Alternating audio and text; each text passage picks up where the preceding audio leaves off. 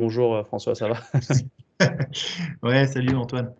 Euh, Aujourd'hui, on va aborder trois films. On va aborder le très polémique Bac Nord dans un premier temps. Ensuite, on parlera de La Nuée que j'ai pu voir tardivement, que toi tu as découvert il y a déjà quelques semaines au moment de sa sortie, hein, mais il n'a pas été extrêmement choyé par les distributeurs. Enfin, il y a eu très peu de copies, il est resté très peu de temps en salle.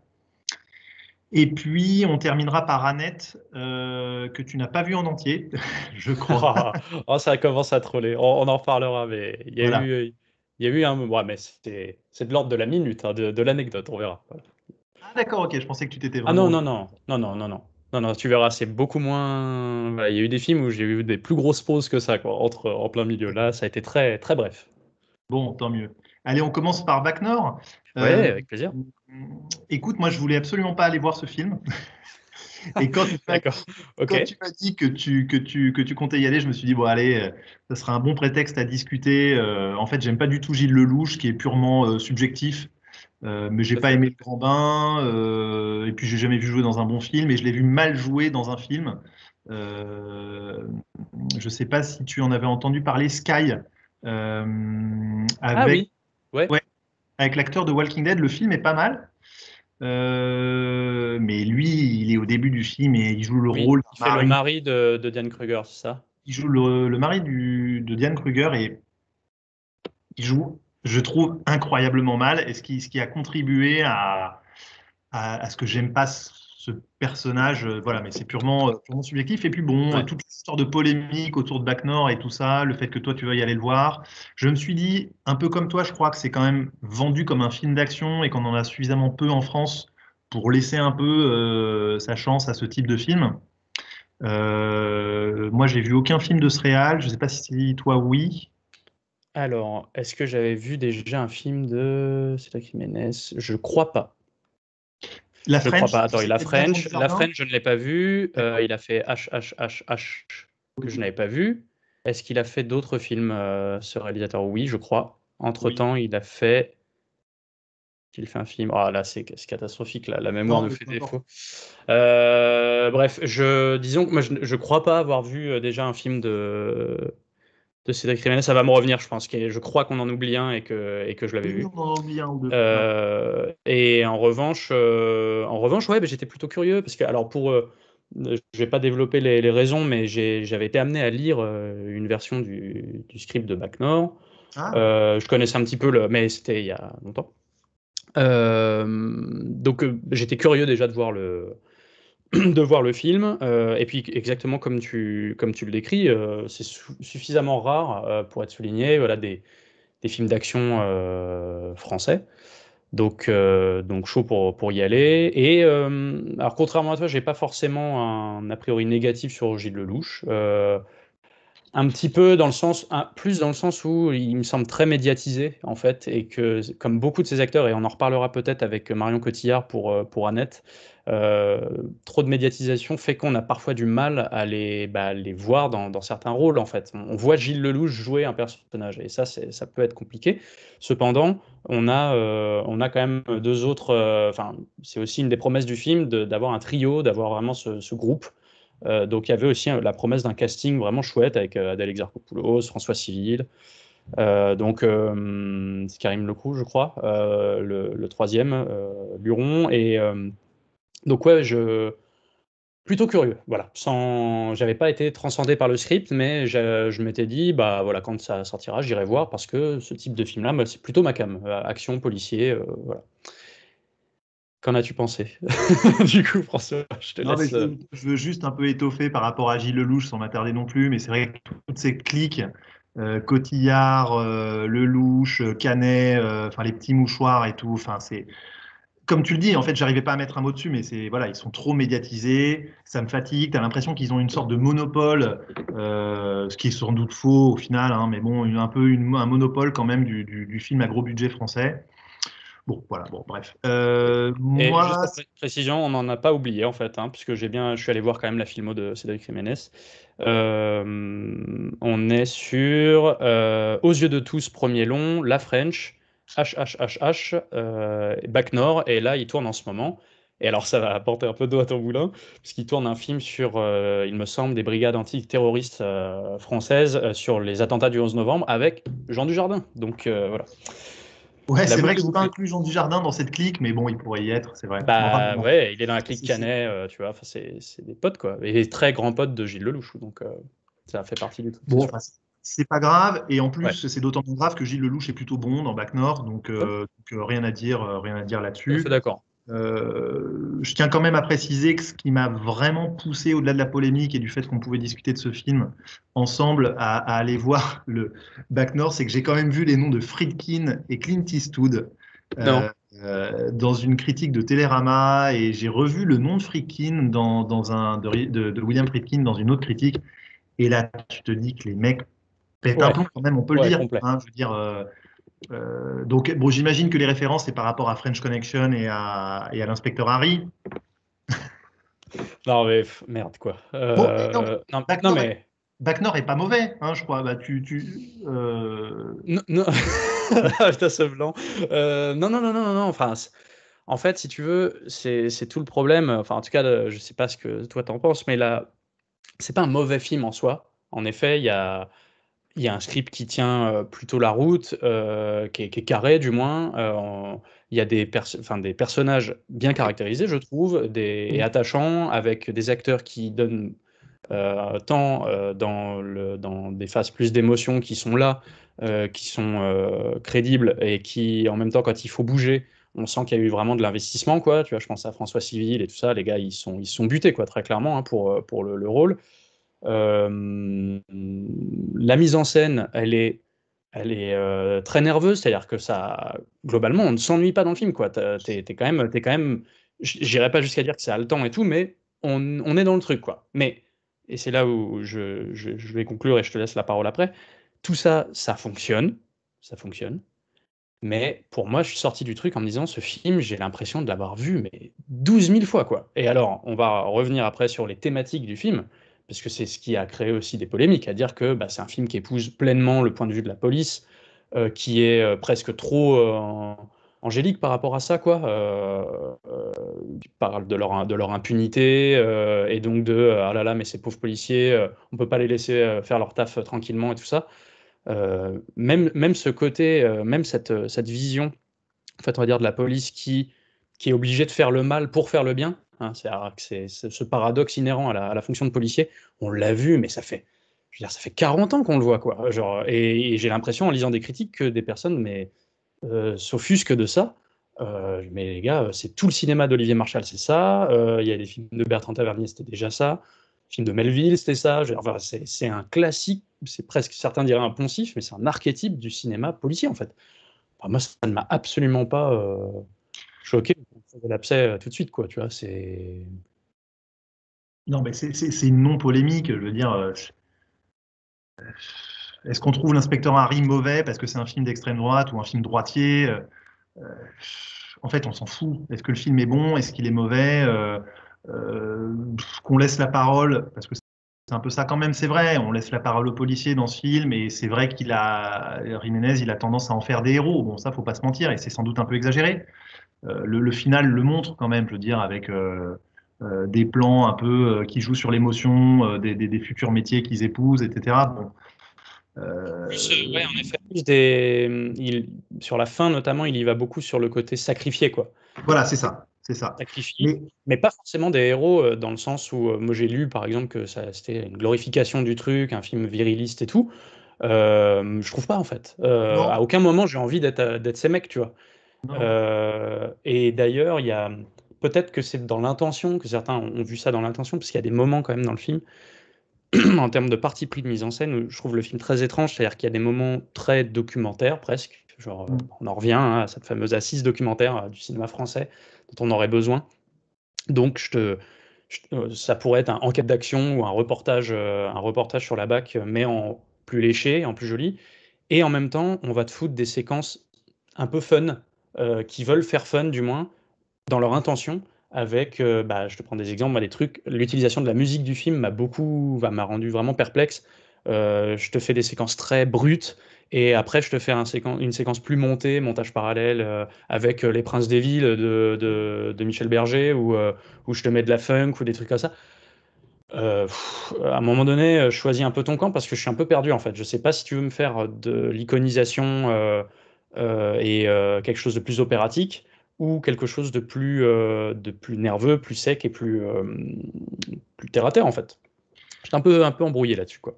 Bah, le film, oui, tu as été embrouillé, je pense, parce que le film est très impersonnel aussi. Tu l'as dit, on s'ennuie pas une seconde. Le portrait des flics est sans doute un peu trop angélique. Après, de par mon métier, je constate quand même bien à quel point les gens, parce que j'ai pas mal de policiers de la BAC en consultation, en fait, Ouais, ouais. voilà.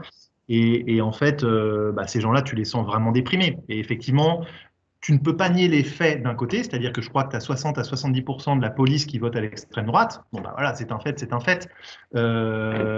Et pour autant, c'est extrêmement compliqué de les mettre tous dans le même panier. Et tu peux pas, sous prétexte que le film prend la défense de trois flics, dire que le film épouse le fait que, d'ailleurs, à aucun moment ils parlent de politique, à aucun moment. Et le peu de fois où ils en parlent quand même, je veux dire, ce n'est pas. Alors, tu me diras, Le Pen, c'est anti-gouvernemental, mais effectivement, quand il parle du préfet, c'est pas en bien. Oui, oui, oui. Quand il parle des points, des plus un, que tu fasses un PV ou Ouais. que tu arrêtes un 10 heures, c'est plus un. Bon, tout ça, ça va pas franchement dans le sens du ministère de l'Intérieur. Donc, le film est à la fois. Enfin, pour moi, il y a pas de polémique, en fait. Ah ouais. Et Euh, alors, mais j'ai lu aussi certains avis sur le manque de personnalisation des ennemis, on va dire, donc oui, des jeunes de banlieue et tout ça. Alors ça, c'est pareil. Au bout d'un moment, moi, si tu veux, alors c'est très perso, hein, mais ça va rien m'apporter. Enfin, je veux dire, je vais pas taxer Jiménez de fascisme parce qu'on me décrit pas pourquoi ce jeune homme fait le mal, tu vois. Parce que j'ai pas tout son curriculum et tout son parcours, et sachant que, bah oui, bah on épouse le point de vue de personnages de la BAC, donc par moments ils arrivent face à des hordes en fait. oui. Mais les images, on les a moi c'est ça qui me.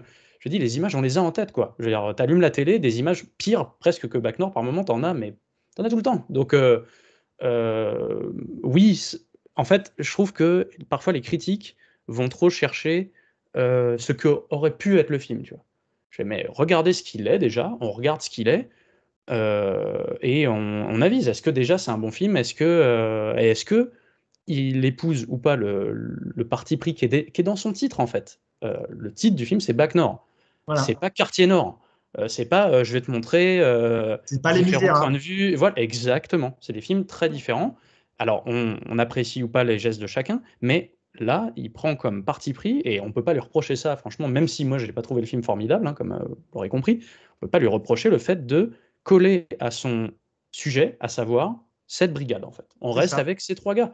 Donc on épouse leur point de vue. Donc même si leur point de vue par moment il est dur, c'est un point de vue que t'as pas envie auquel tu n'as pas envie de te confronter, bah, il n'empêche que c'est le point de vue de ces gars-là, quoi. Donc on en revient bah, tu as cité l'inspecteur Harry tout à l'heure, à des débats qui ont toujours eu lieu en fait, mais qui reviennent beaucoup, et ça peut être inquiétant de se dire, est-ce que par moment on a vraiment besoin d'épouser le point de vue à ce point d'un personnage principal, en fait. Il faut être en accord avec son personnage principal pour pouvoir suivre un film. On va être très embêté du coup, parce qu'en effet, Dirty Harry, en effet, Le Justicier dans la ville, en effet, enfin, énormément de vigilante movie, de revenge movie, de films d'horreur, Oui. enfin, on se prive d'énormément de choses en faisant ça, quoi. Donc, Et par rapport par rapport au fait que donc les racailles des hmm, banlieues portent des masques, je veux dire, Carpenter, il faisait ça il y a 50 ans avec Asso. Hein, donc, ça n'a jamais posé de problème. Bon, alors aujourd'hui, voilà, on cristallise énormément le débat sur ce qui se passe dans les banlieues, les zones de non-droit. exactement. Mais il faut aussi accorder à Jiménez, alors bon, c'est ça peut-être qui est un peu compliqué, c'est qu'il dit à la fois que c'est inspiré de faits réels, et en même temps il te dit mais c'est quand même de la fiction. Donc du coup, on peut très bien imaginer aussi que la banlieue qui montre, elle est fantasmée, et que ça joue dans l'imaginaire Hmm. des gens, et que ça rend ces gens finalement le fait qu'ils soient masqués, ça renforce cette idée de zone de non-droit, de zone de violence Oui, bien totale, sûr. etc. Et donc ça provoque ce petit frisson chez les spectateurs. Bon, ça, je veux dire, Carpenter, il le faisait avec Assaut et c'était génial. Et ça posait pas de problème. Ou en tout cas, pas à ma connaissance. En tout cas, j'ai rien relu là-dessus Hmm. depuis. Et c'était exactement ça, hein. C'était des jeunes de banlieue qui s'attaquaient à un commissariat et ils n'avaient pas de visage, hein, de Hmm. mémoire, très peu en tout cas. Non, et puis en plus, vraiment, je trouve, pour peut-être conclure sur cette polémique, tu as vraiment ce truc qu'on retrouve dans tellement. J'ai l'impression que maintenant, il y a une polémique par film, en fait, quoi. Et il y a tellement de bruit, c'est beaucoup de bruit pour pas grand-chose, en vrai. Le Bah film, oui. moi, tu vois, j'avais entendu certains trucs qui disaient, mais il est ultra violent et tout ça. Bah, tu regardes le film, tu fais, mais merde, on n'a pas vu le même, quoi. Alors, j'irai pas jusqu'à dire que c'est pas violent. Oui, il y a de la violence, qu'elle soit psychologique, qu'elle soit, tu vois, verbale et tout, évidemment. Et je trouve que ça marche bien, ce côté cocotte minute, un petit peu. Cette Mhm. tension, certains, j'entends, virilistes, comme si c'était la glorification de ça, mais pas du tout. Mais à aucun moment, moi, je me sens proche de ces mecs quand ils font les combats de coq tête contre tête avec certains gars des banlieues et tout. Au contraire, ça te montre bien, je trouve, la tension qu'il y a, mais de là à appeler, enfin, tu vois, à créer une polémique à deux balles là-dessus, non, non. C'est un film, malheureusement, voilà, comme on disait, ses limites, je trouve que c'est le classicisme de son récit qui est. Tu vois tout venir à 3000 bornes, en fait, quoi. Le Ouais. côté trahison de l'état-major et tout ça. Enfin, je veux dire, c'est. Ouais, on les sacrifie. Mais ça, on a vu ça mais tellement de fois. Je veux dire, les films de Marshall, ce n'est que ça. Et c'est d'ailleurs un petit reproche, moi, que je pourrais lui faire, alors que j'adore son cinéma. Mais un film comme Borderline qu'il avait fait, c'est ça parle de ça. 36 Quai des Orfèvres, c'est ça. C'est l'obligation pour un policier, pour bien faire son travail, de faire de la basse besogne, quoi. Et je veux dire, ouais, bah, qu'est-ce que tu m'apportes de nouveau? Euh, Peut-être voilà, on se souviendra d'une scène d'action assez épique, ou du moins dans le sens où voilà, tu as un gros bloc d'une demi-heure, je pense, ou au moins 20 minutes au milieu du film, quoi, où tu as quand même une bonne tension, quoi, et Oui. voilà. Alors, le problème aussi, et cette scène, elle marche super bien, contrairement à la scène d'introduction qui m'a fait extrêmement peur. Je me suis dit, Ouais, oh ouais. là là, Scène le d'intro montage étrange, ultra ouais. nerveux où tu comprends rien à la poursuite. On en parlera dans 15 jours, mais il y a une scène de poursuite dans La Loi de Téhéran qu'il faut vraiment aller voir, qui est beaucoup mieux Hmm. réalisée.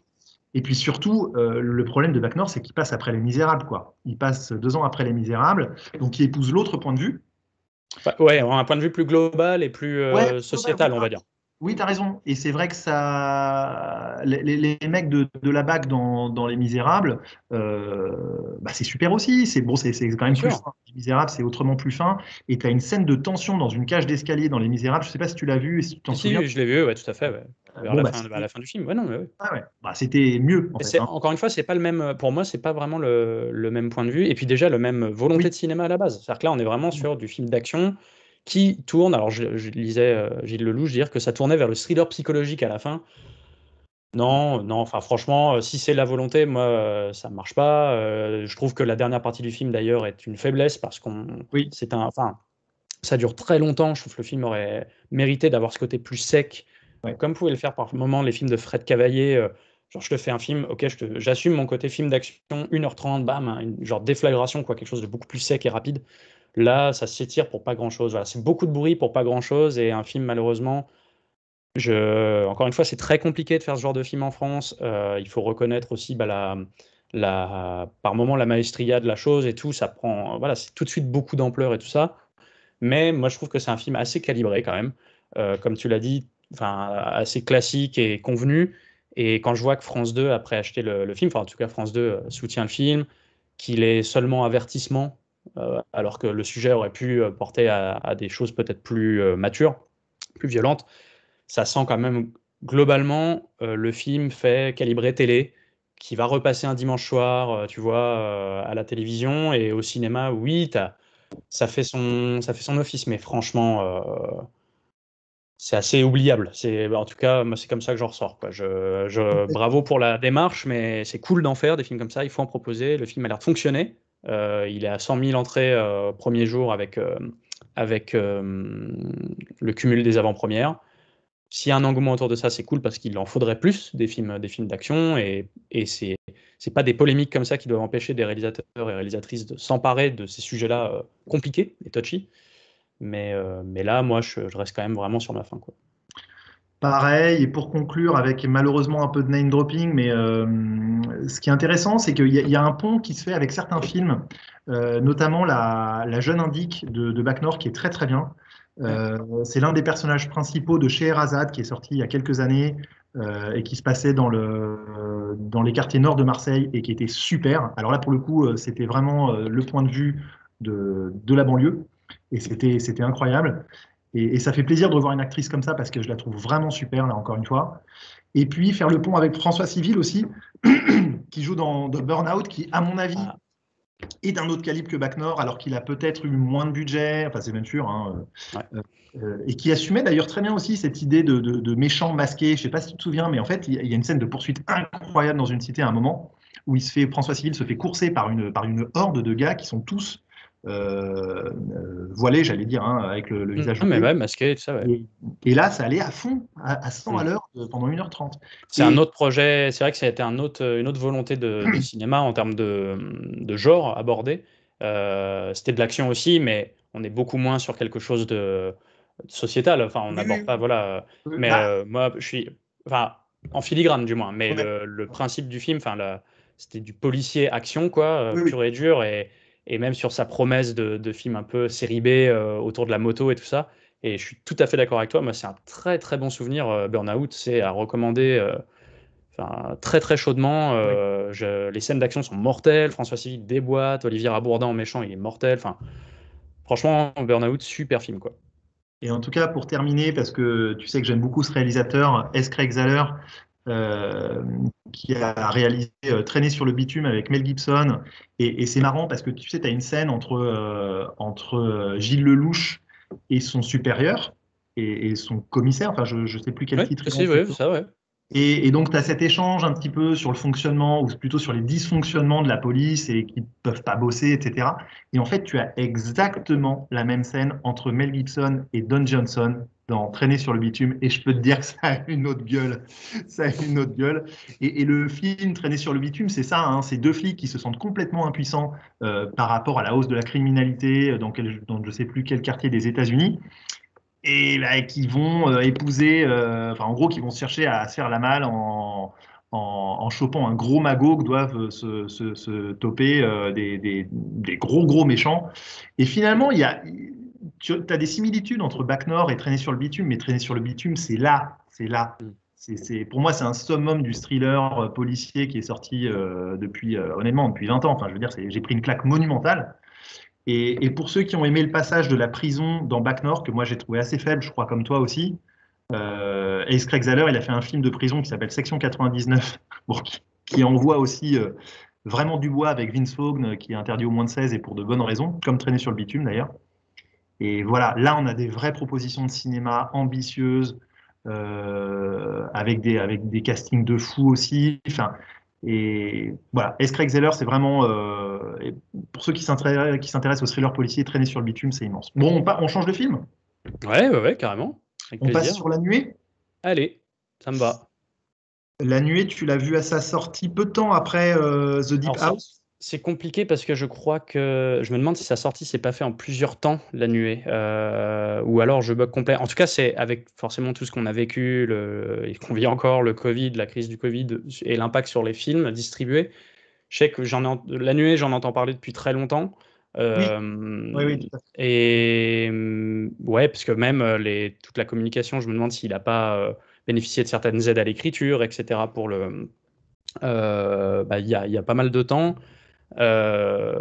Et oui, donc j'étais curieux parce que, encore une fois, nous, même si c'est moins mon genre de prédilection, le cinéma horrifique, entre guillemets, attention, là, c'est vrai que c'était un peu vendu comme tel. C'est encore une nouvelle incursion dans un genre horrifique du cinéma français et des nouvelles tentatives. Et nous, on est preneurs de tout ça. De toute façon, quel que soit le genre, hein, quelque chose qui est un peu plus marqué en termes de genre et qui essaye de, d'embrasser certains codes, etc., nous, on est preneurs. Et écoute, oui, je l'ai vu il y a quelques semaines, du coup, en salle, et moi, j'étais plutôt agréablement surpris, euh, dans le sens où, alors, peut-être pas par justement, c'est là où c'est peut-être problématique, pas par son côté film de genre, mais j'ai été ému par le film en fait. Je trouvais plutôt, enfin, le film assez touchant et je m'attendais pas à ça. C'est-à-dire que je me suis vraiment laissé prendre dans cette histoire. Il y a l'histoire de cette femme donc, qui doit gérer à la fois son exploitation agricole et l'éducation de ses enfants, et de la voir se dépêtrer de tout ça et voir les sacrifices qu'elle va être amenée à faire. C'est ça qui m'a retenu dans le film, plus que la partie horrifique dont tu vas pouvoir parler bien plus précisément que moi, parce qu'on peut être d'accord sur le fait que, encore une fois, comme pour Titan précédemment, cité dans un précédent épisode, c'est pas un film d'horreur, La Nuée. Pas du tout. Ça ne l'empêche pas d'être un bon film, selon moi, vraiment une belle proposition, mais c'est pas un film d'horreur, quoi. Ben non, mais enfin, j'allais dire, c'est le problème. Le problème, c'est que c'est vendu comme tel. C'est vrai. Tu vends La Nuée comme un drame familial, je suis sûr que ça se trouve, ça aurait fait beaucoup plus d'entrées. C'est possible. Et en tant que drame, tu parlais de conte familial fantastique, et en fait, je trouve que c'est l'appellation parfaite. C'est extrêmement bien interprété, c'est extrêmement bien écrit. Les dialogues, je veux dire, c'est d'une fluidité absolue. On voit des enfants et des ados. Alors, c'est pas vraiment une ado, la jeune fille, hein, elle est déjà adulte, elle a 19 ans, je crois, j'ai vu. Ok. Mais en tout cas, c'est plutôt rare, je trouve, de voir des jeunes, des très jeunes comme ça, qui jouent très bien dans les films français, surtout dans les films français de genre, Mm. catégorisés de genre en tout cas. Et donc ça, c'est un vrai bonheur, parce que les personnages sont très caractérisés, très vite. Et du coup, il y a une vraie science, je trouve, de l'écriture derrière, hein. Toi, c'est ton domaine, j'ai l'impression que tu es d'accord. Bah, écoute, ouais, carrément. Alors, en plus, c'est juste petite dédicace. Je ne sais pas si jamais il est amené à regarder la vidéo, mais Jérôme Genevray, j'avais pu le croiser. C'est un des co-scénaristes du film, et c'est quelqu'un vraiment de passionnant, passionné, et très au fait des techniques d'écriture, des différentes méthodes d'écriture, on va dire. Alors ça ne veut pas dire qu'on ne peut pas émettre certaines critiques sur l'écriture, bien sûr, parce que j'ai entendu beaucoup de personnes dire justement que le film était poussif, que ça manquait de rythme, etc. Ouais, ouais, il y a des gens qui sont ennuyés devant, mais ça, voilà, c'est eux que ça regarde. Non, non, moi, au contraire, je trouve qu'il y a plein de... Alors, c'était il y a quelques semaines, donc j'essaye de me remémorer un petit peu, mais à aucun moment j'ai ressenti ça, cette baisse de rythme. Au contraire, je trouve que le film, à la fois réussi à avoir un crescendo sur tout le long du film pour terminer sur un joli climax, quoi, mais arrive à alterner des scènes de tension tout au long du film, en fait. Il y a quand même, globalement, ça va vers quelque chose de plus en plus hardcore, on va dire, et quand même, on alterne entre scènes vraiment de tension, même de bagarre entre mère et fille, ou de tension un peu horrifique avec les bestioles, puisqu'il s'agit quand même, on n'a même pas précisé, mais de nuées de sauterelles. Euh, donc, non, non, ça, là-dessus, ouais, il y a rien à dire, et je suis d'accord aussi sur les dialogues. Le petit garçon ça peut faire peur toujours les enfants. On sait que c'est à géométrie variable, enfin, ça peut être très, très variable, quoi. Et là, ça marche bien. Il y a plein de petits codes, je sais pas si tu les as repérés, mais en tout cas, ouais, il y a un truc, il y a des séquences qui font très, très Spielbergiennes, même dans l'écriture. Je crois de mémoire, il a pour animal de compagnie une chèvre. Oui. Bon, bah, là, pour moi, en tout cas, j'y ai vu du Jurassic Park à plein, genre à donf les bananes, quoi. Mais c'est cool, tu vois, genre, c'est pas trop forcé, mais tu vois un peu les trucs, quoi. Et ouais, vraiment, cette dimension de conte, enfin, disons que voilà, si on peut passer un petit message à travers cette chronique, c'est de se dire, il faut pas s'arrêter à ce que la promotion du film peut, C'est peut ça. nous donner, de films d'horreur, parce que ça peut inquiéter des gens. C'est ça qui est dommage. Oui, Ouais, ça ouais. va fédérer certaines personnes qui vont se dire, ah bah chouette, du cinéma d'horreur. Mais il y a tellement de personnes qui vont se dire, oh là là, non, oh là, c'est pas pour moi, ça, Et, film d'horreur, c'est pas pour moi. Or, le film est tout à fait accessible, quoi. Je veux dire, mais c'est ça qui est incroyable, c'est que je ne sais pas comment c'est vendu ces trucs-là, mais je veux dire, pour moi, il y a un schéma croisé là-dedans. C'est-à-dire que c'est exactement ce que tu viens de dire. On te vend ça comme un film d'horreur. Et le problème, c'est que c'en est pas un. Donc les amateurs de genre comme moi, bah, finalement, ils y trouvent pas du tout leur compte en matière tu parlais de tension, moi je trouve que ça manque un petit peu de tension quand même. Mais en tout cas, tu trouves pas ton compte en matière d'horreur. Je parle même pas de gore, tu parles de hardcore, mais pour moi, on est très, très, très, très, très Non, loin non, d'un non, non, cinéma je dis, hardcore. ça Ouais. monte un petit peu vers ça, quoi. Mais oui, oui, non, mais on est à des Euh, millénaires, hein, on est d'accord. et du coup, tu as complètement raison. C'est-à-dire, comme c'est vendu comme un film d'horreur, fantastique, machin, ça repousse plein de gens. Direct, ils disent oh non, pas ça, et c'est bien le problème du cinéma de genre, on l'a déjà évoqué. C'est que ça repousse à tort plein de gens qui, s'ils se lançaient dans l'affaire, prendraient beaucoup de plaisir à voir des films de cette catégorie-là. Et donc, du coup, en fait, il s'exclut tout le monde. Parce qu'il ne va pas y avoir de bouche à oreille très important de la part du public hardcore, justement, du cinéma de genre. Moi, je vais pas vendre ça à mon entourage comme un cinéma, comme un film de genre. Si tu veux, voilà, Hmm. c'est pas possible. Parce que, bah, tout simplement, il n'y a pas de scène d'horreur. Il y a une tension qui, pour moi, malgré toutes les qualités de scénario, de dialogue, etc., manque un petit peu. Et bon, ça, c'est pour l'aspect de la réception et de comment trouver son public. Donc ça, j'ai un peu de mal à comprendre comment ça a été vendu, mais bref. Et sur l'aspect purement horrifique, si tu veux, moi j'ai un gros souci avec les sauterelles parce que, alors c'est très joli comme bestiole, hein, mais le problème c'est que ça fait pas du tout peur. Et que juste Philippot, ben c'est quand même pas Hitchcock. Donc les oiseaux, bah, c'est quand même au-dessus, hein. Même si dans les oiseaux, t'as pas de scène de terreur, mais tu as des scènes de tension de malade que tu ne retrouves quand même pas trop ici. Et alors, tu as une très belle séquence finale près du lac avec le bateau où ça envoie un petit peu plus en termes de Hmm. tension. Voilà, tu as quelques séquences effectivement très fugaces où tu vois des cadavres, machin. Bon, mais La Nuée vaut beaucoup plus, je trouve, pour son aspect émotionnel et le très beau. Alors, j'avais pas vu Spielberg, mais tu as complètement raison. En plus, bon, la famille, tout est recentré autour de ces trois Exactement. éléments familiaux, le père qui est absent, etc. Donc ça, c'est très très chouette. C'est vraiment très très chouette. Par contre, c'était vraiment compliqué de faire peur avec des sauterelles, et ça, je suis pas persuadé Hmm.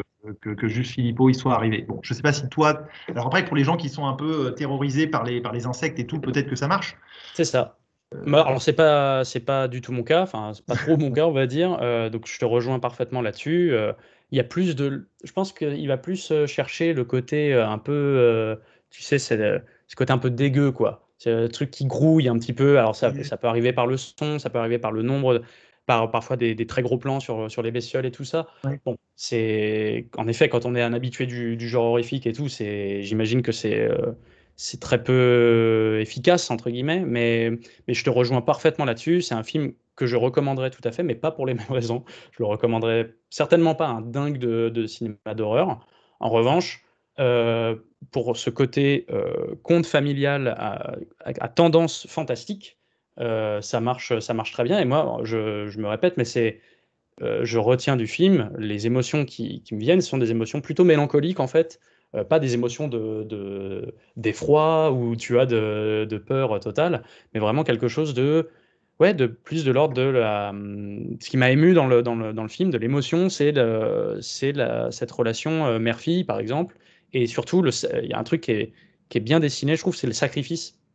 Pour certains, c'est genre avec des gros sabots, mais elle se sacrifie au sens premier du terme. C'est-à-dire qu'on ne dévoile pas Oui, oui. pourquoi, mais à un moment donné, elle donne de sa personne, de son corps, pour que tout ça tienne debout et que ça fonctionne. Et ça, mine de rien, c'est une manière de parler bah, des gros problèmes paysans en ce moment, Oui. d'une manière détournée, d'une manière métaphorique, plutôt que bah, beaucoup de films qui sortent en ce moment sur les drames paysans, mais beaucoup plus documentaires et tout ça. Là, les scénaristes et le metteur en scène mais font un pas de côté en fait, parlent d'une exploitation qu'on n'a pas l'habitude de voir, donc Oui, c'est vrai, ça c'est très tu as de intéressant. ça, et ces scènes-là m'ont ému en fait, parce que l'actrice en plus joue très bien, que c'est bien mis en scène, c'est-à-dire bah, de la voir se sacrifier pour que ça marche, quoi, pour que tout ça tienne debout. Voilà, c'est ces scènes-là que je retiens du film, et j'ai trouvé la métaphore, si tu veux, l'image, l'utilisation de cette image-là, forte à propos et très, très juste. Oui, oui, c'est le cas. Après, on revient un petit peu à ce qu'on disait par rapport à Titan, c'est-à-dire que on a envie de lui dire à Juste Philippot, vas-y, quoi. va plus Ouais, loin. mais ça, je Parle pense de que. l'histoire de la Alors, sauterelle, fais muter ta ouais. sauterelle et puis et assume le fait que ça peut devenir un truc complètement monstrueux. Alors évidemment, s'il y avait eu l'affaire de l'hybridation avec la maman, tout de suite on aurait un peu trop pensé à la mouche, ça aurait sans doute posé problème. Mais on a quand même envie de, voilà, Oui, on a je envie de vois ce dire, que tu veux dire. vas-y. On manque en fait parce que je pense que ça vient vraiment d'une frustration très française qu'on a nous d'un manque de cinéma de genre qui assume parfaitement en fait. C'est-à-dire que moi, il n'y a aucun problème pour que La Nuée existe. On l'a dit, on défend plutôt le film et tout ça, Ah oui, oui, mais complètement. mais parce que à côté, on aimerait le même pitch, mais vu par un mec ou une jeune femme, une femme qui, pardon, qui assume complètement le truc. Il dit, moi, quoi, mais je vais te faire un film de sauterelle, mais tu vois, je vais te faire de la giga sauterelle, des trucs, par moments délirants, mais qui embrasse le genre, plus le cinéma d'exploitation, en fait. C'est pas un problème, mais la réalité actuelle du cinéma français fait que le genre ne peut être abordé que via un prisme. Un prisme autorisant, enfin auteur en fait. Et documentaire. Et documentaire. Et voilà, enfin, voilà exactement cet aspect un peu plus réaliste, documentaire. Euh, et donc on essaye toujours de trouver, d'enfermer ce genre dans ce cadre autoriste. Il faut qu'on fasse du genre, mais attends, on va quand même te parler d'un Il y a sujet Paris des autour, sauterelles. et voilà, et il faut que ça revienne dans un contexte social et tout ça. Euh, ok, ça, il n'y a pas de problème, tu peux faire ce film-là, et que ça ait sa place, il n'y a aucun souci. Cependant, je pense que des amateurs, et tu en fais partie, je pense vraiment du genre horrifique et tout ça, aimeraient beaucoup plus de propositions, bah, tu vois, à la Deep House, quoi. À savoir, je te fais un film d'horreur. Ça va pas Ouais, mais m'empêcher d'aborder des thématiques sociales, des thématiques amples, variées, tout ça, mais la base, c'est que je vais plus t'aborder ça en termes de cinéma d'exploitation. Je veux te faire kiffer, je veux te faire peur, je veux que ce soit un roller coaster et quelque chose de peut-être plus série B, j'en ai rien à faire, mais un truc où j'assume ça, quoi. Et j'ai pas besoin de lui apporter des cautions aux terroristes et tout ça. Et je sais, il faudrait poser la question à Juste Philippot, peut-être que lui, il aimerait un jour se dire, mais vas-y, moi je lâche la bride et je fais mon gros film d'araignée ou mon film tu vois, des films comme ça, quoi. Anaconda, des films d'araignées, des films de fantômes, films de vampires, ce que tu veux, mais un truc assumé exploitation, quoi. oui, oui. Il nous manque Ouais, bon, de toute façon, une illustration de ça. ouais, et puis on sait que le mix des deux existe, hein, il s'appelle Cronenberg, hein. Oui, Mais mais bon, alors, voilà, là, c'est. oui, oui, mais bon, voilà. Mais parce que là où je te rejoins, c'est oui, mais à la base, je suis pas sûr que Cronenberg, ils se disent. Enfin, tu vois, il y a. Je sais pas que ça dépend par quel bout tu attaques le truc. Je pense qu'au contraire, ça, on l'aura quand on aura pleinement assumé le côté cinéma d'exploitation, quoi. Tu vois, se dire, mais moi, je Cronenberg, fais d'abord un film d'horreur, je fais d'abord un film qui est fait pour faire peur, oui, qui est fabriqué pour faire peur aux gens, que les gens qui aiment le cinéma d'horreur, là, aiment se faire peur et tout ça. Et après, je nourris avec des thématiques et des choses qui me sont personnelles, mais d'abord faire un film qui fonctionne. hmm, Quelle que soit la proposition qui motive le truc à la base, quoi. C'est-à-dire raconter une histoire ou te proposer une expérience de cinéma, tu vois, et d'un genre particulier, quoi. Et après, oui, après, c'est là que se distinguent les bons faiseurs par moment des auteurs, des gens qui arrivent à distiller et à infuser des thématiques, des questions, des propos.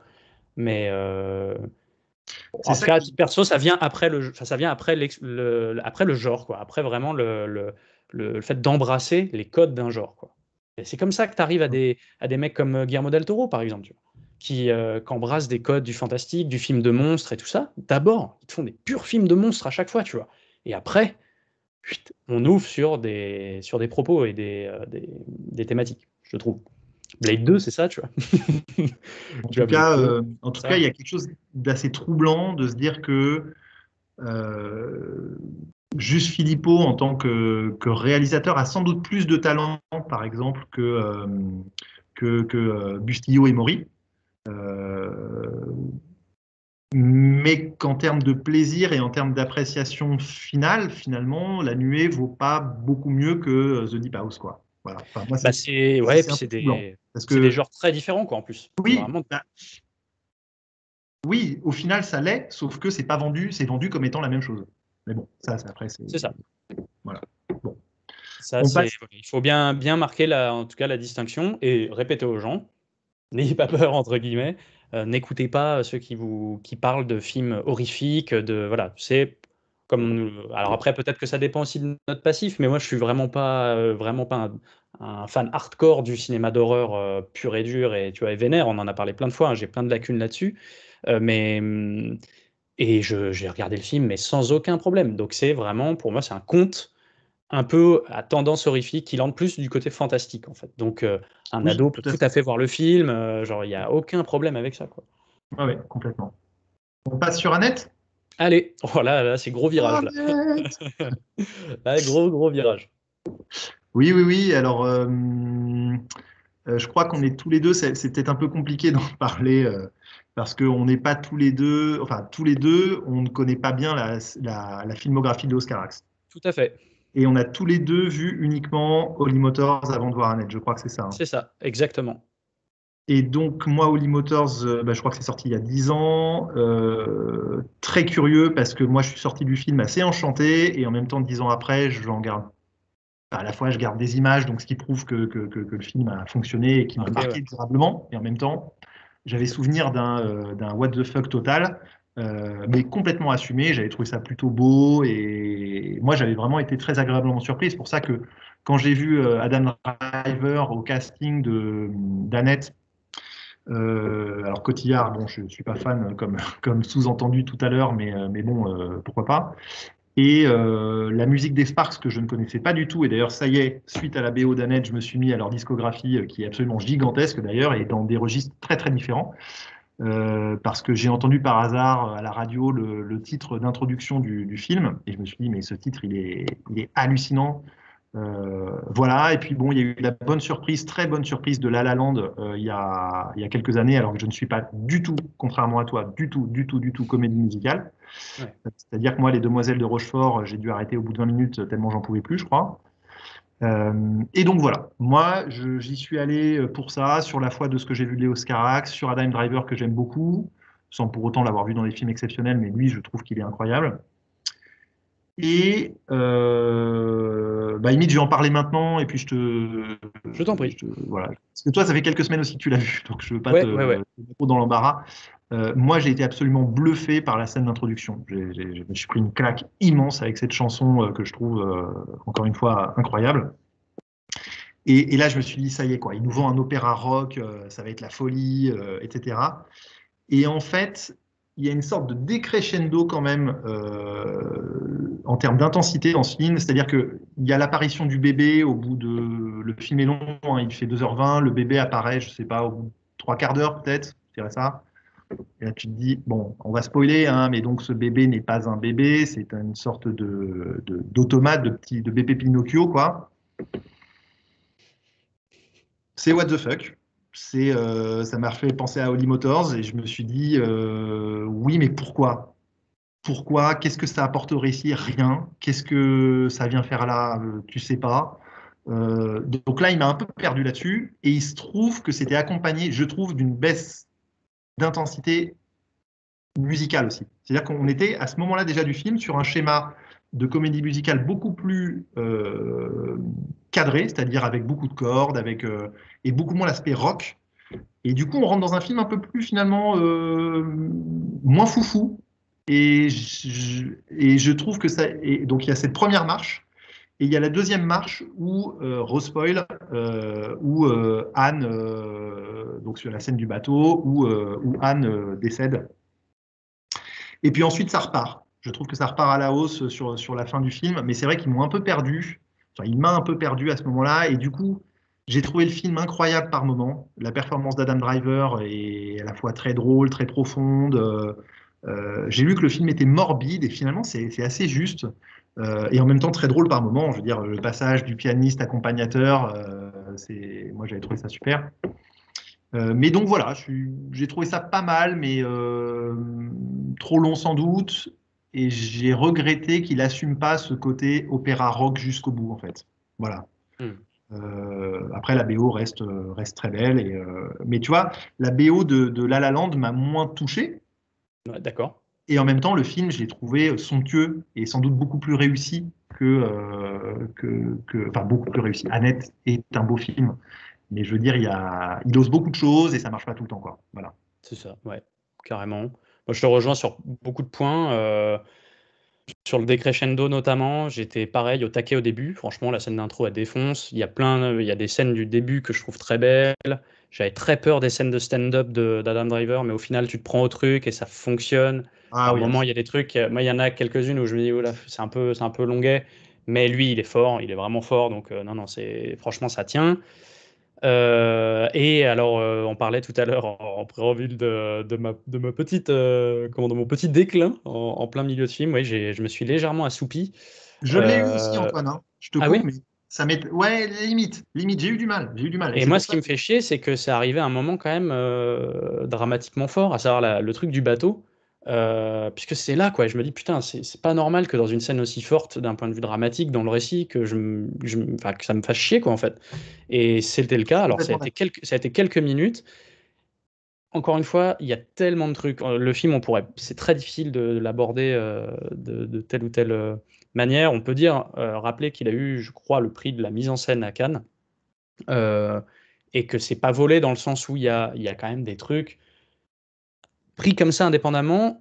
Moi, avec un regard juste un petit peu, avec un tout petit peu de recul, tu dis, waouh, putain, la lumière là, défonce. Waouh, le décor là, il est ouf. Tu sais, ils sont sur une sorte d'île perdue après le crash du bateau, enfin après le ils sont une espèce de rocher. Bah là, tu parlais de morbide et de trucs vraiment très sombres, quoi. La lumière, elle est magnifique, les décors, tout est ouf. Mais même moi, il m'a manqué l'émotion, en fait. J'ai l'impression que tout ça fait un peu faux. Et c'est pareil pour la musique. Alors, la musique, je connais pas du tout les Sparks, très franchement, à part vraiment une ou deux classiques, quoi. Euh, et ce qui m'a beaucoup déçu, c'est que, en effet, tu as deux ou trois morceaux où, notamment dès le début, ça part direct. Il y a un morceau que je trouve magnifique, qui est un peu le thème d'amour des deux protagonistes, qui s'appelle We Love Each Other So Much, je crois. Magnifique. Je trouve le thème magique, mais genre incroyable. C'est le thème du film. Genre, tu te dis, bon, bah, ça, c'est leur histoire d'amour, vu que ça parle de leur histoire d'amour et tout, ça va être le thème qu'on va nous décliner de plusieurs manières, comme on pourrait l'avoir dans une comédie musicale peut-être classique, comme dans Les Demoiselles de Rochefort, enfin, fait souvent, La La Land également, hein, on a ça, un thème qu'on décline. Putain, il en fait une scène que je trouve hyper décevante par rapport à d'autres scènes où tu sais, ils marchent dans la forêt ensemble et tout. C'est très joli, mais parce que la musique, elle défonce encore une fois, elle est vraiment mais trop trop belle quoi. Et tu dis, mais attends, ok, il fait ça. Tu dis, bon, elle reviendra. T'attends. Tu vois des scènes parfois visuellement incroyables sur des morceaux dont je serais bien incapable de te siffloter l'air ou quoi. Donc ça veut dire, en tout cas, peut-être que j'ai une oreille qui attache trop d'importance à la mélodie, ça c'est évident. J'ai été élevé là-dedans, donc moi il me faut qu'un air, tu vois, que ça me reste en tête, quoi. Et que ça me foute les poils que ça m'érisse les poils parce que il y a ce côté mélodique, quoi, dont j'ai besoin pour profiter pleinement d'une comédie musicale. Et là, je l'ai eu très très peu en fait. C'est par moments, il y a beaucoup de trucs, il y a beaucoup de séquences. Précision également, ça chante enfin, ça chante beaucoup.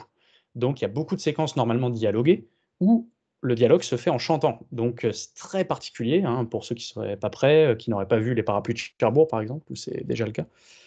C'est très spécial. Ce qui fait donc que bah, voilà, j'ai été quand même assez déçu, quoi. J'ai eu des très belles scènes et des moments qui m'ont beaucoup plu au début. Et tu l'as mentionné, pour moi, le film est beaucoup trop long. Il fait quasiment 2 heures et demie. La fin, toute la deuxième partie avec l'enfant qui devient enfant star, euh, je trouve ça hyper. Enfin, vraiment, j'ai décroché, quoi. Au bout d'un moment, je suis là, je suis bon, ok. Ça vient. Ah oui, tiens, là, ok, ouais, la réal, elle défonce. Ok, mais bon, derrière, l'histoire, j'en ai un peu plus rien à faire. La musique déclinait un petit peu aussi, enfin mon intérêt pour la musique déclinait. Et c'est revenu à la toute dernière scène, au parloir, que j'ai trouvé, encore une fois, très. Tu parlais de jeu d'enfant sur le film précédent, je trouvais la gamine incroyable, et donc la scène finale très très belle. Mais sinon, voilà, assez déçu, quoi, vraiment, mouef, quoi. Ce qui est quand même bizarre pour un film avec un tel parti pris. Normalement, c'est soit tu adores, soit tu, soit tu détestes. Bah, nous, on est un peu. Ouais, quoi. Je serais un peu plus gentil que toi avec le film quand Hmm. même. Moi, je trouve le thème We Love Each Other So Much effectivement admirable. Et je trouve que la scène qui l'accompagne est incroyable aussi. Je veux dire, cette séquence où D'accord. ils sont en moto, pardon, sur l'autoroute, sans casque. Bah, c'est le même thème, hein. C'est Ah la même oui? thématique. Mais du coup, ça fait plusieurs semaines que tu l'as pas vu, mais Ah ils sont d'accord. toujours en train de chanter ça à ce moment-là. et je trouve ça superbe. Ah, ça, Après, cette ouais, histoire ok. de cunilingus, là, où il continue à chanter et tout, c'est quand même super marrant. Et en même temps, c'est très beau. Ouais, Et, j'ai et un ami aussi qui m'a dit que pour lui, c'était peut-être la plus belle scène d'amour qu'il ait vue depuis, vraiment scène de sexe, qu'il ait vue depuis très longtemps, quoi. Il a trouvé ça très, très beau. ouais, je suis assez d'accord. Je Et suis c'est vrai assez que c'est assez d'accord. atypique et c'est très esthétique, en tout cas. Ouais. Et pour revenir quand même sur cette histoire de thématique, en fait, il la reprend une fois lorsque l'ex de Anne est avec la petite fille sur ses genoux. C'est le pianiste, tu sais, le pianiste accompagnateur, et Oui, il rejoue. très belle scène Et aussi. c'est très étonnant parce que dans le CD que donc j'ai écouté en On n'a boucle pas là, cette version, non? et ben non, il n'y a pas cette C'est version-là qui dommage est parce que très ouais, très belle. ouais, c'est vrai. C'est vrai que cette scène est très chouette et c'était un peu ma bouée quoi. Quand je l'ai vu arriver, parce que tu le sens. C'est vrai que c'est le thème un peu, c'est la chanson que lui chantait un peu sa maman et tout ça. Tu dis bon bah vas-y, let's go quoi. T'as envie de l'entendre. Je sais pas à la fin la fille qui la reprend ou quoi et non t'as que ça entre guillemets. Mais c'est vrai que c'est une très jolie scène. Mais du coup, oui, on est d'accord. En fait, le film est trop long et puis il pêche un peu par son scénario finalement un peu trop. Alors, j'ai pas vu les autres films de Léo Scarac, donc je ne sais pas si les scénarios sont aussi déconstruits que dans Holy Motors. Je ne crois pas. Je crois que les. Mais bon, je ne vais pas m'avancer plus que ça parce que je ne connais pas. Hmm. Mais en tout cas, on a l'impression que ça méritait sans doute un peu plus de folie, ou alors que son scénario soit un peu plus porté sur l'émotion, parce que c'est vrai que l'idée de l'enfant star est bonne en tant que telle, mais finalement elle est assez peu exploitée. Bon, il y a cette scène qui est très forte quand même, on va respoiler, mais le moment où elle est censée chanter sur une sorte de rocher en suspension, là, Dans le et où stade? ouais, dans le stade, ouais. Ah putain, moi je suis passé complètement à côté de cette séquence. Mais j'entends, hein, mais enfin, là, j'étais à un moment dans le film où je suis là, fait bon, allez, faut que ça passe là, parce que j'en peux plus. Avant, on a eu quand même tout un truc où ils font un road trip, enfin, ils font une tournée partout dans le monde. Ça dure, mais des plombes. Ça dure des plombes. Ils passent par tous les aéroports, c'est genre séquencé, quoi. Mais avec une musique, bah pareil, moi, de toute façon, dans les comédies musicales, c'est à double tranchant. Si la musique, elle te transporte pas, t'auras beau te faire les plus beaux plans de la planète et avoir une photo de barge et tout. Au bout d'un moment, bah voilà, moi c'est ça aussi qui m'a manqué et voilà, tout Ah, simplement. écoute, non, là-dessus, je pense que c'est plus complexe parce que La La Land, moi, Ah oui, je. toi la musique, c'est vrai que t'avais pas. Alors moi Si, pour le coup, la BO de La La Land, elle est dans le sang quoi. C'est non, vraiment. mais j'ai trouvé ça joli. J'ai trouvé ça très joli. Le thème principal est, pour le coup, très beau. Mais voilà, il n'y a pas cette. Bon, moi, je suis moins jazz hein, que rock sous toutes ses formes, Hmm, même si je commence à m'y mettre un peu, mais bref, on s'en fout. En tout cas, t'as pas cette énergie de dingue qu'il y a au début, et c'est pas c'est un vrai. problème, parce que j'ai préféré La La Land, et j'ai trouvé La La Land très beau. Donc, mais tu n'as pas cette énergie de fou qui te transporte complètement. Moi, j'avais j'ai les poils qui se hérissaient au début d'Annette, vraiment, quoi. Et la séquence avec We Love Each Other, c'est pareil. J'ai trouvé que c'était incroyable. Moi, il m'aurait fait un film d'une heure et demie avec des chansons de ce calibre-là, C'est avec cette sûr. intensité rock-là. Pouf Mais tu sais que il y a peut-être un truc aussi, c'est que bah nous on est assez attachés à, on en a déjà parlé dans des épisodes précédents, mais à la narration, à avoir quelque chose peut-être de moins déconstruit. Et moi c'est vrai que je ressors d'Annette en me disant, enfin c'est un film très poétique dans le sens où son propos même est diffus en fait. On sait pas trop ce qu'il veut nous raconter. Enfin, en tout cas, moi, ça n'a pas été évident pour moi, quoi. Même si ça semble évident d'un point de vue, enfin, ça prend l'apparence un peu du conte, etc. Mais pour moi, le propos, le regard est moins évident bah, sur un film comme La La Land, par exemple, qu'on compare en termes de scénario, quoi. C'est plus diffus. Je sais pas s'il me parle de la paternité, s'il me parle Ça, c'est raté, en tout cas. bon, en tout cas, je sais pas. Et vu que je sais pas, bah, peut-être qu'en effet, il y a un truc au niveau du script quoi, qui fait que je me laisse moins porter par l'onirisme que certains spectateurs qui plongent complètement dans l'univers Carax, quoi, qui dit mais j'accepte de ne pas, un peu à la Lynch par moment, quoi, j'accepte de ne pas savoir, je de ne pas tout comprendre, mais je me laisse porter par la beauté des images, du montage, de la musique. euh, Purement et simplement. En tout cas, moi, voilà, il m'a manqué cette accroche émotionnelle liée à l'histoire qu'on me raconte, en fait. Je... Là où dans les comédies musicales qui me touchent, il y a toujours ça. C'est-à-dire que généralement, moi, il y a l'histoire aussi, il y a les personnages et ce qu'ils sont et leur comportement, tout ça qui me font rire, qui me font pleurer, en tout cas qui m'attire pleinement dans le film, quoi. Là, c'est plus diffus, plus onirique, je trouve. En tout cas, on peut le dire, je pense maintenant que le réalisateur de La La Land, je suis toujours nul sur les noms, excuse-moi. En plus, j'adore Damien ce... Chazelle. Ouais, merci. On peut dire que Damien Chazelle, il a quand même réouvert une porte, hein, complètement, avec La La Land. Bah écoute, ouais, c'est compliqué. Il y a après, il y a des genres comme ça, tu sais, les comédies musicales, les westerns, qui étaient quand même c'était tellement énorme, fut un temps à Hollywood et tout. C'est sûr que maintenant, c'est quand même réduit à peau de chagrin, quoi. Mais ouais, en tout cas, La La Land, je pense dans l'inconscient collectif a montré que c'était possible, de nouveau, en tout cas, de s'enthousiasmer pour des gros projets de comédie musicale, ce qui est souvent un pléonasme, hein, parce que pour faire une comédie musicale, il faut souvent beaucoup de thunes. Faut pas se le cacher, hein. Donc, je sais pas si ça. Bon, en tout cas, ouais, je pense dans l'inconscient collectif, ouais, il y a eu un truc, il y a eu un avant et un après La La Land. Preuve en est, on va encore faire. Je crois que Gilles Lelouch, son prochain film, c'est une comédie musicale, pour ton plus grand bonheur.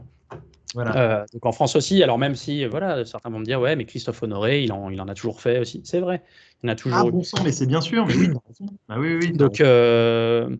mais Bon, c'est j'ai vrai que en tout cas, c'est un genre, c'est chouette de voir des grands réals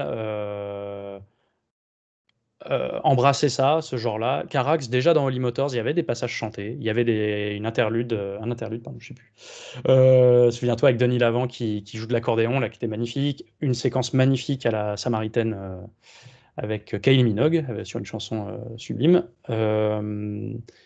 Donc c'est cool, franchement, je suis super content de voir des projets comme ça et de voir des gens s'enthousiasmer et de voir des gens qui aiment profondément le cinéma de Carax, voir Carax faire des films événements comme ça, c'est super, il en faut.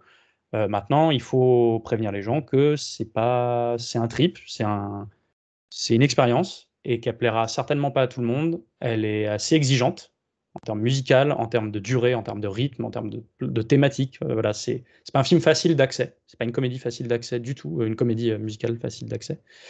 Donc voilà, pesez bien le pour et le contre. Mais si vous voulez tenter le coup, carrément, faut foncer quoi. Faut aller se faire Ouais, son. j'aurais presque tendance à dire juste pour les 3 premiers quarts d'heure, enfin, je vais pas chronométrer, hein, mais c'est vrai que euh, c'est, Soyez c'est- préparés à la Pardon? deuxième. Soyez préparés à la deuxième partie qui plonge un petit Oui, oui, qui se dégonfle un peu, ouais, qui se dégonfle un peu. peu. En tout cas, voilà, c'est 2 films que je voulais aller voir aux toiles, La Nuée et Annette, et c'est ça que je voulais terminer là-dessus. Moi, j'étais très très surpris. Ils jouaient ça dans une très grande salle, hein, au Hall, là, Annette, et il y avait du monde, hein. Il y avait du monde c'était à 14h40 en semaine. Il y avait beaucoup beaucoup de monde, hein.